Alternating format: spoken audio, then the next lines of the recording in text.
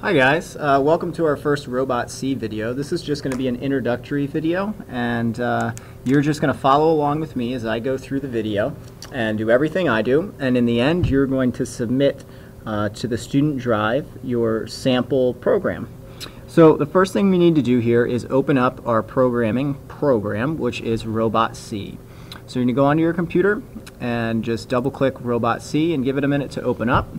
And once it loads up, you'll notice that there is a news page that pops up. And this news page is always going to be here. It's the first thing you'll see. And it just gives you information about what's going on in the world of Robot C and the VEX robotics system.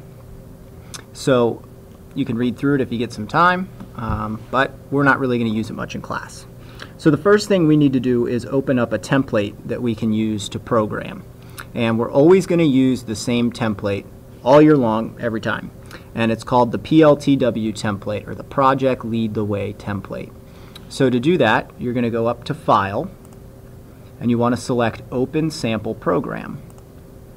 And once this box opens up, it's going to give you a bunch of different folders, and you want to scroll down until you find the folder that says PLTW. Open up that folder, and there's two files in there, the PLTW template and the PLTW template backup. They're both the same file. It's just that if one goes missing, there's a backup. So we're going to open up the PLTW template. So select that one, click Open, and you should now see this green text that says project title, team members, date, section, task description, pseudocode, and then your task main. So before we start writing any code on this, we need to make sure that you always save your own copy so that you don't overwrite the copy that you just opened up. So once it's open, we're going to come up to File, and we're going to click Save As. And you're always going to want to save this in two separate places. You're going to want to save one copy on your independent student drive, your H drive, so that only you can access it. And you're also going to save your final copy to the student drive in My Folder. So for this example, I'm just going to come down to the student folder, select Students, look for the folder that says Coolest Teacher on the Planet. Oh, Mr. Warren. It's just listed as Warren right here. And we're going to go to the Automation and Robotics folder, and I'm just going to drop it in Mod 9 A-Day. Now, you're going to select Robot C sample activity, and before I save it, I need to rename the file so that I know it's mine. So you're going to save it as your name, Mr. Warren, and then capital S for sample and 1 for the first sample. So Mr. Warren, sample 1. Click Save. Great. Now we're ready to write all over this template, and it's not going to affect anybody, and we can save it frequently. So before we start writing any of our programs or our pseudocode, task description, any of that, we need to make sure that everything in the program is calibrated correctly so that all of our code will transfer to our Cortex when we go to transfer it. So the first thing we want to do is make sure that we have all of our motors and things set up correctly. So we're going to come up here to Robot, and you're going to come down to Platform Type, and there are going to be two options here.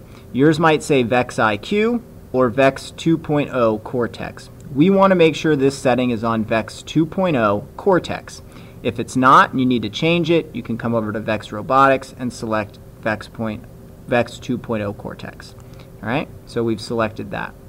So the next thing we want to do is that we want to make sure that the communication mode is on USB only. VEXNet is like a wireless communication mode, and we're not going to be using that. You just want USB only, and you're likely going to have to change that every time you open up Robot C.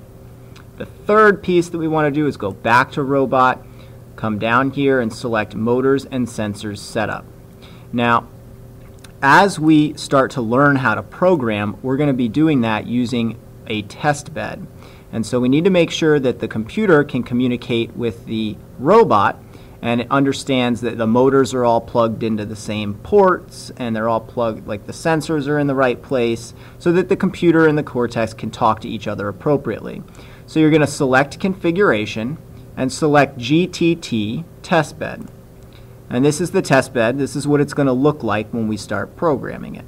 All right. So once you have the picture of the testbed there, you can see where all the ports are, the different motors and things. So we're going to click Apply. All right. Then click OK. And you'll now notice up here at the top of your template, it says that it's configured with the standard model GTT testbed. So we're good to go. All right. Project title. We're going to name this Sample 1. Team members, just you. For me, it's going to be Mr. Warren. Date is going to be, today is the 29th for me. I don't know what date it is for you, but don't put in the 29th. 2015, and just go ahead and put in your section. All right, so let's get to our task description. Remember, our task description is going to be a complex behavior that we're going to write in there. So it's the full function that we want the robot to do. So today we're going to program a motor. So motor runs at full speed for, let's say, 10 seconds and then stops. Okay? It's a pretty simple program, but that's good for us to start. So now we need to write our pseudocode. Remember, when we write our pseudocode, we are basically taking this complex behavior and we're breaking it apart into the basic behaviors, a step-by-step process. So what we're going to do here is say step 1, motor starts at full speed. All right, let's go over. Step 2 is going to be motor runs for 10 seconds. And then step 3 is going to be motor stops. Great. So now we have our pseudocode done and our basic behaviors, and it's all outlined for us. So now we need to make sure that we are ready to start writing the actual program that the computer is going to be able to read. And you can see here how we have the slash and the star and a closed slash and star down here, which allows us to put in a multi-line comment. So the computer's not going to read any of this green text here. All right, so let's move on to task main. In order to write the program in a language that the computer can understand and decode, we're going to use these text functions over here. And we write in what's called natural language. That's the language that the computer and the robot can read. So you're just going to select this drop down here, and we have all of the movement things, the robot motion, waits until special timing. All of our sensors are down here. All right, so you are going to be learning about all the different pieces of this as we go along. We're not going to cover them all today. We're just going to make sure that our robot can run at full speed for 10 seconds and stop. So the first thing that we need to do is start our motor. So we want to be able to find where we would see start motor. So we go to movement.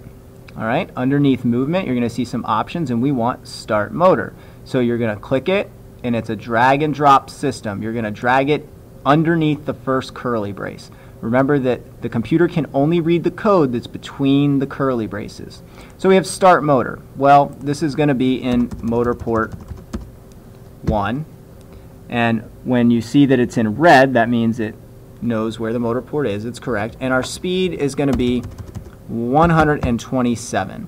That's full speed. That 127 value tells you that the motor's running at full speed. If we wanted half of that, we would have that number. If we wanted the motor to run at quarter speed, we would make that a quarter of 127. Okay, so great. Motor started. What do we want to do next? Well, let's go to our pseudocode. Our second step, motor runs for 10 seconds. So how are we going to do that? We need to tell the motor, hey, you need to run for a full 10 seconds before stopping. So what we're going to do is we're going to come back down and we're going to find the wait section. You're going to select down, Ryan Cummings, would you please report you are going to take the wait and drag it underneath start motor. Immediately. All right, so now we have our wait in there in the second line of code, and we're going to put a wait time in of 10 seconds. Perfect. So motor starts at full speed, it runs for 10 seconds. Just a little tidbit here, at the end of each line of code, to signify that it's the end, there is a semicolon. So you always want to make sure there's a semicolon there. All right, let's go up to our pseudocode and figure out our last step. All right, 3, motor stops. Well, we know the motor needs to run for 10 seconds. It's doing that. We need to tell the motor, you need to stop after 10 seconds.